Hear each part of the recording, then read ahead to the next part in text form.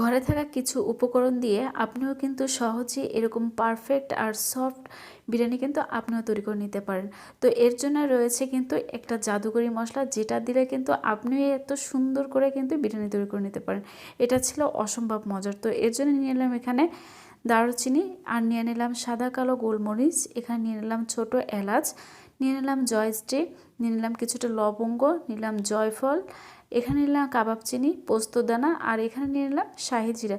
তো সম্পূর্ণ মশলাটা আমি পাটায় বেটে নেব।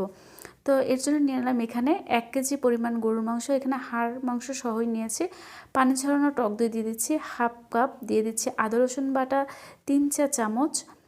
এখন আমি এখানে দিয়ে দিচ্ছি জিরা বাটা 1 চা চামচ, আর যে মশলাটা আমি বেটেছিলাম তার আমি 1.5 চা চামচ দিয়ে দিচ্ছি, আর হাফ চামচ আমি আলাদা করে রেখেছি। আর এখানে দিয়ে দিচ্ছি লাল মরিচের গুঁড়া 2 চা চামচ, দিয়ে দিচ্ছি স্বাদ মতো লবণ। এখন আমি দিয়ে দিচ্ছি এখানে 2 টেবিল চামচ টমেটো সস, আর এটা কিন্তু দিলে একদমই বাবরচিদের মতো স্বাদ আসে। এখানে দিয়ে দিচ্ছি কাঁচামরিচ, মাঝখান থেকে ঝালটা বুঝিয়ে দিবেন। তো সবগুলো উপকরণ ভালো করে আমি মাখিয়ে নিলাম।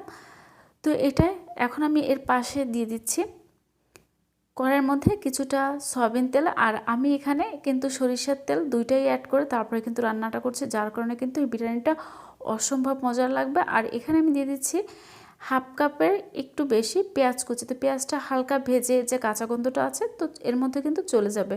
তো এখন আমি ভাজা পেঁয়াজের মধ্যে দিয়ে দিচ্ছি মাংস, আর দিয়ে আমি দিয়ে দিচ্ছি 2টা তেজপাতা, দিয়ে আবারও একটু আমি নেড়েচেড়ে তারপরে কিন্তু মিশিয়ে নিচ্ছি। আর এরকম নাড়াচাড়া করে তারপরে কিন্তু আমি ঢাকনা দিয়ে ঢেকে তারপরে এটা কষিয়ে নিচ্ছি। এর মধ্যে দিয়ে যে মাংস থেকে পানি আসবে সে পানিটা কিন্তু একদমই শুকিয়ে যাবে, আর এর মাধ্যমে কিন্তু মাংসটা খুব ভালো কষাও হয়ে যাবে। তো এখন আমি বাটিটা ধুয়ে আবারও একটু পানি দিয়ে দিচ্ছি, দিয়ে ভালো করে আমি মাংসটা ঢাকনা দিয়ে ঢেকে কষিয়ে নিচ্ছি। তো এরই মাঝে কিন্তু মাংসটা কষানো হয়ে গিয়েছে। তো ঢাকনাটা আমি উঠিয়ে নিচ্ছি, আর দেখুন মাংসটা পানিটা কিন্তু একদমই শুকিয়ে গিয়েছে। তো এখন আমি এর মধ্যে দিয়ে দিচ্ছি 4 টেবিল চামচ গুঁড়া দুধ। এখন আমি দিয়ে দিচ্ছি এখানে কিছুটা নেড়ে চেড়ে তারপরে কিন্তু এই পর্যায়ে আমি মিশিয়ে দেবো ফুটন্ত যে গরম পানি, 1 মগ পরিমাণ ফুটন্ত গরম পানি দিয়ে দিচ্ছি। এতে কিন্তু মাংসটা যেমন সফট হবে আর খেতেও কিন্তু অনেকটাই সুস্বাদু। তো পানিটা শুকিয়ে তারপরে কিন্তু আমি রান্না করে নিয়েছি, আর ঝোলটা দেখুন একদম গাঢ় হয়ে গিয়েছে, আর উপরে কিন্তু তেল তেল আসছে। তো এই পর্যায়ে আবার একটু নেড়ে চেড়ে নিয়ে নিচ্ছি। তো দেখুন এটা কিন্তু সম্পূর্ণ হয়ে গিয়েছে। এটা খেতে কিন্তু অসম্ভব মজার ছিল। তো এখন একটা সাইডে করে নিয়ে নিলাম আমি। আর এখন যে জাদুকরি মশলাটা বলেছি সেটা হচ্ছে এখানে 4 টেবিল চামচ গুঁড়া দুধ নিলাম, কিশমিশ, আর নিলাম আলু বোখারা। আরও দিয়ে দিচ্ছি এখানে ঘি 1 চা চামচ, দিয়ে দিচ্ছি কেওড়া জল হাফ চা চামচ, দিয়ে আমি ভালো করে এটা মাখিয়ে নিচ্ছি।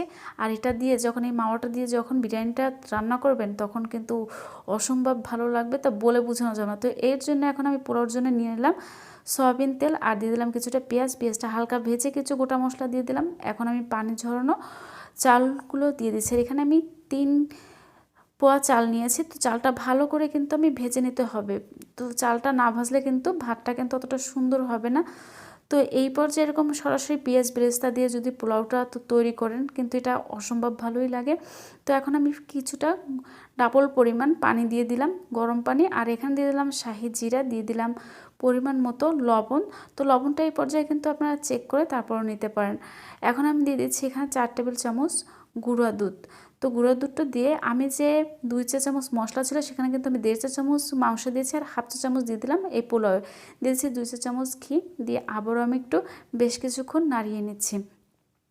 তো এই পর্যায়ে আমি ঢাকনা দিয়ে ঢেকে তারপর কিন্তু একটু রান্না করে নিচ্ছি।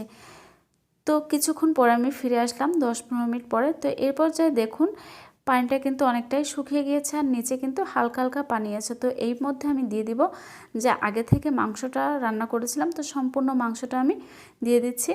এখন আমি দিয়ে দিচ্ছি উপর থেকে কিছুটা কাঁচা মরিচ, আর দিয়ে দিচ্ছি যে মাওয়াটা তৈরি করেছিলাম সম্পূর্ণ মাওয়াটা আমি উপর দিয়ে দিচ্ছি, আর দিয়ে দিচ্ছি কেওড়া জল।